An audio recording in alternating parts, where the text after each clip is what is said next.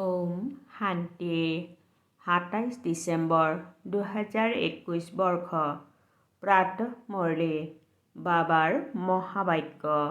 মৰমৰ সন্তানসকল, ভাৰত ভূমি সুখদাতা পিতাৰ জন্মভূমি। পিতাহে আহি সকলো সন্তানক দুখৰ পৰা মুক্ত কৰে।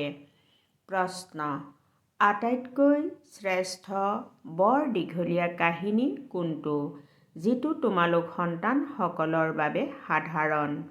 উত্তৰ: এই নাটকৰ আদি মধ্য অন্তৰ কাহিনী বৰ দীঘলীয়া আৰু শ্ৰেষ্ঠ। এই কাহিনী মনুষ্যই বুজিব নোৱাৰে। তোমালোক সন্তানসকলৰ বাবে এইটো কাহিনী বহুত সাধাৰণ।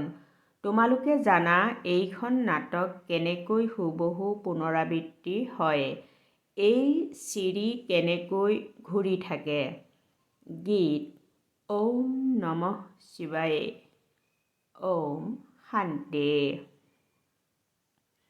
অতি মৰমৰ কল্পৰ পাছত পুনৰাই লগ পোৱা সন্তানসকলে মহিমাৰ গীতটি শুনিলা। কাৰ মহিমা? উচ্চতকৈও উচ্চ ভগৱানৰ, যিজনক পতিত পাৱন দুখহৰ্তা সুখকৰ্তা বুলিও কয়। সুখ দিওঁতাজনক স্মৰণ কৰা হয়। সন্তানসকলে জানে সুখ দিওঁতাজন এজনেই পৰমপিতা পৰমাত্মা। সকলো মনুষ্য মাত্ৰেই তেওঁকেই স্মৰণ কৰে। অন্য ধৰ্মাৱলম্বীসকলেও কয় যে পিতা আহি দুখৰ পৰা মুক্ত কৰি সুখ দিয়ে, কিন্তু এইটো নাজানে যে পিতাই সুখ দিয়ে। পুনৰ দুখ কোনে আৰু কেতিয়া দিয়ে, এইটোও তোমালোকে বুজি পোৱা। নতুন সৃষ্টিয়েই পুনৰ পুৰণি হয়, তেতিয়া তাক দুখধাম বুলি কোৱা হয়। কলিযুগৰ অন্তৰ পাছত পুনৰ সত্যযুগ নিশ্চয় আহিব। সৃষ্টিটো এখনেই। মনুষ্যই এই সৃষ্টিচক্ৰক একেবাৰেই নাজানে। সেয়েহে বাবাই সোধে, তোমালোকক এনেকুৱা অবুজ কৰি তোলোতাজন কোন? পিতাইতো কাকো দুখ নিদিয়ে, পিতাইতো সৰ্বদা সুখ দিয়ে। তোমালোকে জানা সুখ দিওঁতাজনৰ জন্মস্থানো ভাৰততেই, তেন্তে দুখ দিওঁতাজনৰ জন্মস্থানো ভাৰততেই। ভাৰতবাসীয়ে শিৱ জয়ন্তী যদিওবা পালন কৰে, কিন্তু বুজি একোৱেই নাপায়। সেয়া হৈছে উচ্চতকৈও উচ্চ ভগৱানৰ জয়ন্তী। তেওঁৰ নাম হৈছে শিৱ। এইটো কোনেও গম নাপায়। ৰাৱণক বছৰে বছৰে জ্বলাই থাকে, কিন্তু সেইটো কি বস্তু, কেতিয়াৰ পৰা আহিছে, কিয় জ্বলায়, এইবোৰ একোৱেই নাজানে। নাটকৰ পৰিকল্পনা অনুসৰি তেওঁলোকে এইটো গম পাবলগীয়া নহয়। পিতাই বুজায় প্ৰত্যেকৰে ভূমিকা ভিন্ন ভিন্ন। মনুষ্যৰ ভূমিকাৰহে গায়ন কৰা হয়। মনুষ্যহে বুদ্ধিমান, জন্তুবোৰতো অবোধ। এই সময়ত মনুষ্যও অবোধ হৈ পৰিছে। এইটো নাজানেই যে দুখহৰ্তা সুখকৰ্তা পতিত পাৱন কোন, পতিত কেনেকৈ হ'ল আৰু পাৱন কেনেকৈ হ'ব। আহ্বান কৰে কিন্তু অৰ্থ নাজানে। এই সময়ত হয়েই ভক্তি মাৰ্গ। শাস্ত্ৰও সকলোবোৰ ভক্তি মাৰ্গৰ। শাস্ত্ৰত কোনো সদ্গতি জ্ঞান নাই। এনেকৈ কয়ো যে জ্ঞান ভক্তি বৈৰাগ্য, বচ ইমানখিনি বুদ্ধিত উদয় হয়, ইয়াৰো অৰ্থ নাজানে। জ্ঞানৰ সাগৰ এজনেই, পৰমপিতা পৰমাত্মা। নিশ্চয় তেওঁৱেই জ্ঞান দিব লাগে। তেওঁৱেই সদ্গুৰু সদ্গতিদাতা। সেয়েহে তেওঁক আহ্বান কৰে, আহি দুৰ্গতিৰ পৰা বচাওক। দাপৰত আমি প্ৰথমে শতোপ্ৰধান পূজাৰী হওঁ, আকৌ পুনৰ্জন্ম লৈ তললৈ নামি আহোঁ, অৰ্থাৎ অৱনমিত হওঁ। যিয়েই মনুষ্য আহে চিৰিটো নিশ্চয় নামিবই, অৰ্থাৎ অৱনমিত হ'বই। যদিওবা বুদ্ধ আদিৰ নাম চিৰিত দিয়া নাই, যদি তেওঁলোকক দেখুৱাওঁ, তথাপিও তেওঁলোকেও চিৰিটো নামিবই লাগিব, নহয় জানো? তেওঁলোক সতো ৰজো তমোতো আহিবই লাগিব। এতিয়া সকলো তমো প্ৰধান। এতিয়া পিতাই বুজায়, এই শাস্ত্ৰ সকলোবোৰ ভক্তি মাৰ্গৰ, য'ত অনেক প্ৰকাৰৰ কৰ্মকাণ্ড আছে। জ্ঞান দিওঁতা এজনেই পিতা। জ্ঞান সাগৰহে আহি সঁচা জ্ঞান শুনায়।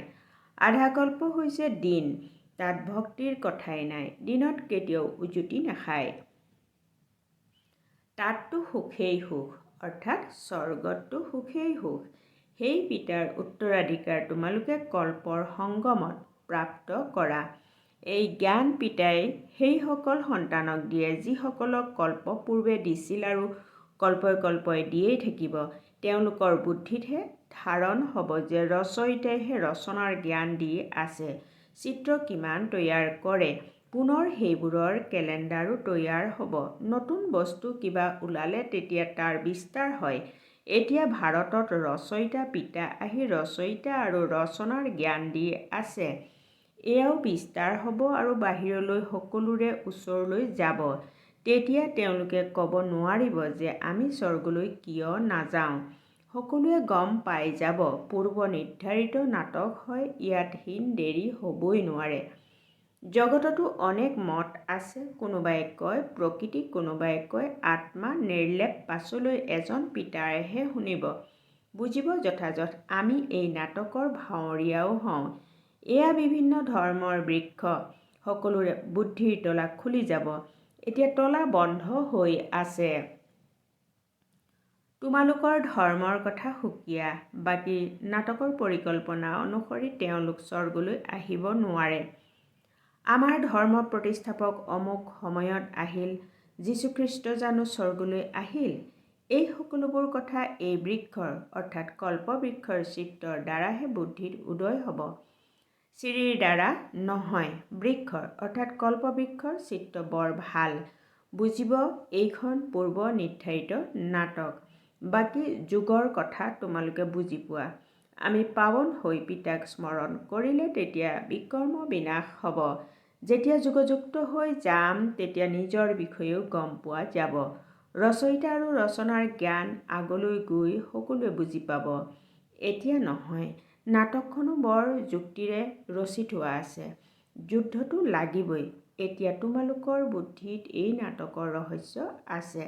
যদি কোনোবা নতুন আহি যায় তেতিয়া আৰম্ভণিৰ পৰা বুজাবলগীয়া হয়। এয়া বৰ দীঘলীয়া কাহিনী, হওঁতে বহুত শ্ৰেষ্ঠ, কিন্তু তোমালোকৰ বাবে সাধাৰণ। তোমালোকে জানা এই চিৰিৰ চক্ৰ কেনেকৈ ঘূৰে। পিতাই কয়, মৰমৰ সন্তানসকল, ভক্তিমাৰ্গত তোমালোকে কিমান কষ্ট ভোগ কৰিলা, এয়াও নাটকত নিৰ্ধাৰিত হৈ আছে। এই সুখ দুখৰ খেল তোমালোকক লৈয়ে ৰচি থোৱা আছে। তোমালোক বহুত উচ্চও হোৱা, গতিকে নীচো হোৱা। পিতাই কয়, মৰমৰ সন্তানসকল, মই এই মনুষ্য সৃষ্টিৰ বীজৰূপ হওঁ। বৃক্ষৰ গোটেই জ্ঞানটো নিশ্চয় মোৰেই থাকিব। বটবৃক্ষৰ দৃষ্টান্তও ইয়াৰ ওপৰতেই। সন্ন্যাসী লোকসকলেও দৃষ্টান্ত দাঙি ধৰে, কিন্তু তেওঁলোকৰ বুদ্ধিত কোনোৱেই নাই। তোমালোকেতো জানা কেনেকৈ আদি সনাতন দেৱী দেৱতা ধৰ্ম প্ৰায় লোপ হৈ যায়। এতিয়া সেই আধাৰ নাই। বাকী গোটেই বৃক্ষজোপা থিয় হৈ আছে। সকলোবোৰ ধৰ্ম আছে, বাকী এটা ধৰ্ম নাই।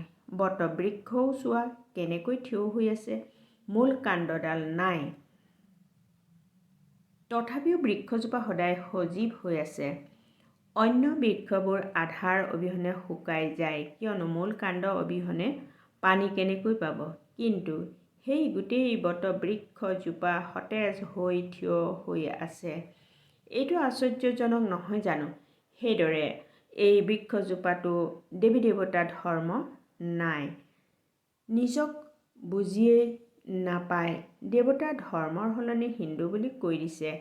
যেতিয়াৰ পৰা ৰাৱণ ৰাজ্য আৰম্ভ হৈছে তেতিয়াৰ পৰা দেৱী দেৱতা বুলি কোৱাৰ যোগ্য হৈ নাথাকিল।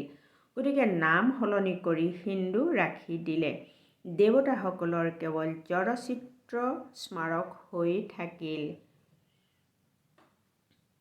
যাৰ বাবে ভাবে স্বৰ্গত তেওঁলোকৰ ৰাজ্য আছিল, কিন্তু সেই স্বৰ্গ কেতিয়া আছিল এইটো কোনেও নাজানেই। সত্যযুগৰ আয়ুস বহুত দীঘলীয়া কৰি দিছে। যি অতীত হৈ গ'ল সেয়া পুনৰ নিজৰ সময়তহে পুনৰাবৃত্তি হ'ব।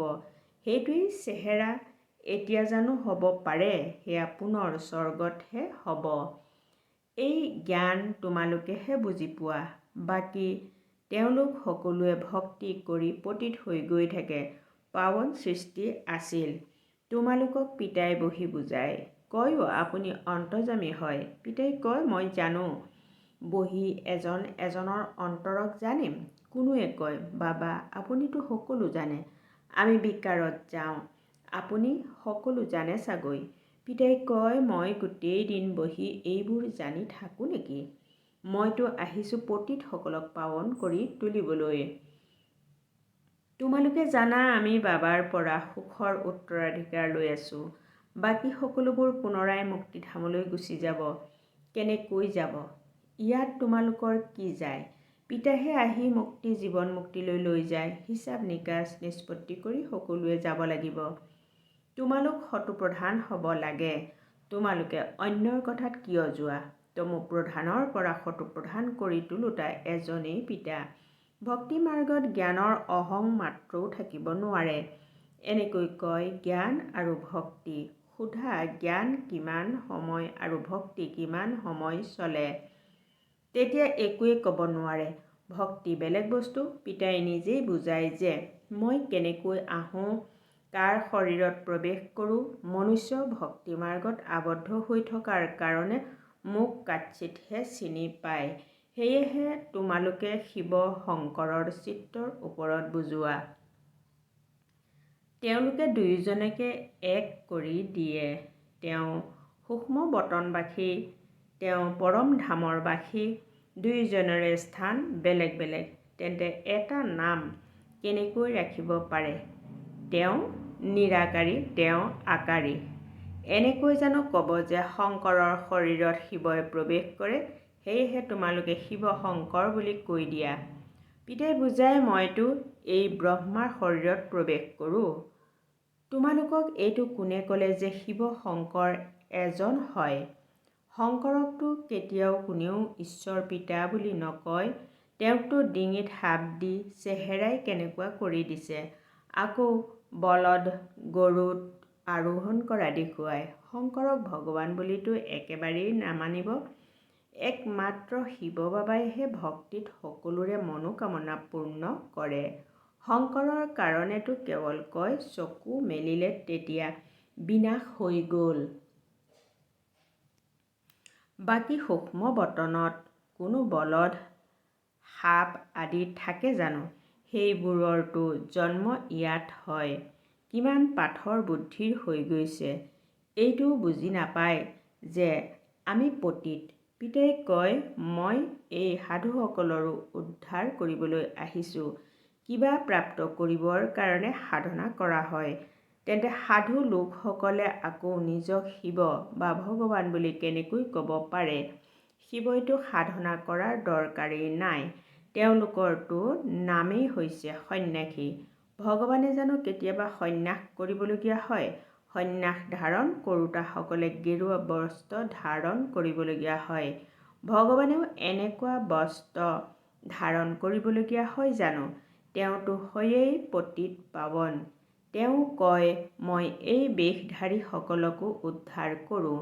নাটক অনুসৰি প্ৰত্যেকেই নিজৰ নিজৰ ভূমিকা পালন কৰে। ভক্তি মাৰ্গত মনুষ্যই যি কিছু কৰে বুজি নাপায়। শাস্ত্ৰৰ দ্বাৰা কাৰো সদ্গতি নহয়। সদ্গতি হয় একমাত্ৰ সত্য পিতাৰ দ্বাৰা। নাটক অনুসৰি এই শাস্ত্ৰবোৰৰ প্ৰয়োজন আছে। গীতাত কি লিখা আছে? গীতা কোনে শুনালে সেইটোও কোনেও নাজানে। তোমালোকে মুখ্যতঃ জোৰ দিব লাগে গীতাৰ ওপৰত। গীতাহে সৰ্বশাস্ত্ৰৰ শিৰোমণি, অৰ্থাৎ আটাইতকৈ শ্ৰেষ্ঠ। এতিয়া এই ধৰ্মশাস্ত্ৰবোৰ কোনে আৰু কেতিয়া ৰচিলে আৰু ইয়াৰ দ্বাৰা কি হ'ল কোনেও নাজানে।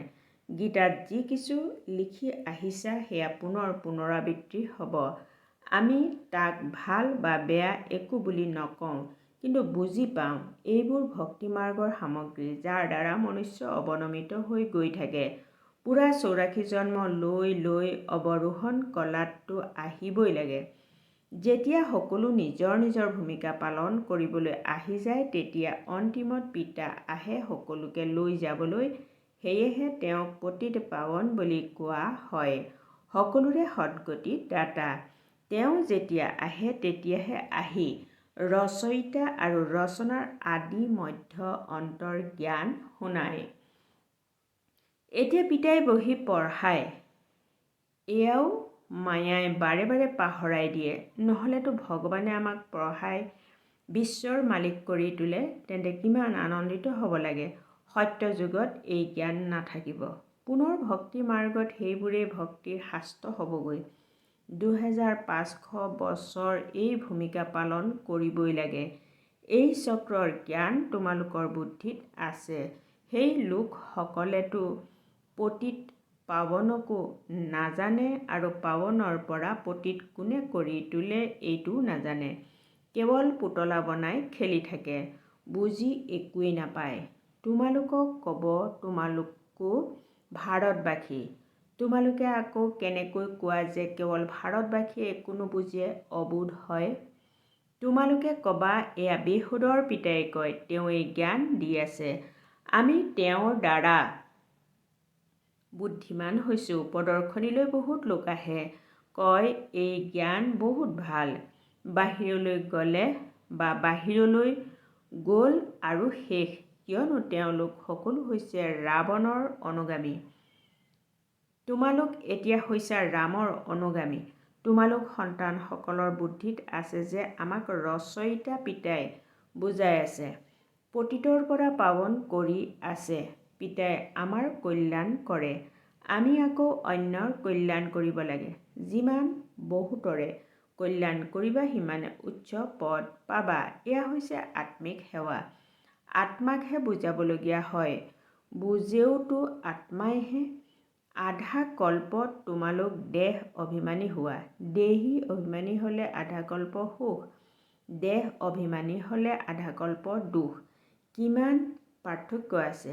তোমালোক যেতিয়া বিশ্বৰ মালিক আছিলা তেতিয়া আন কোনো ধৰ্ম নাছিল। এতিয়া কিমান মনুষ্য আছে। এতিয়া তোমালোক আছা সংগমত। ভাল বাৰু।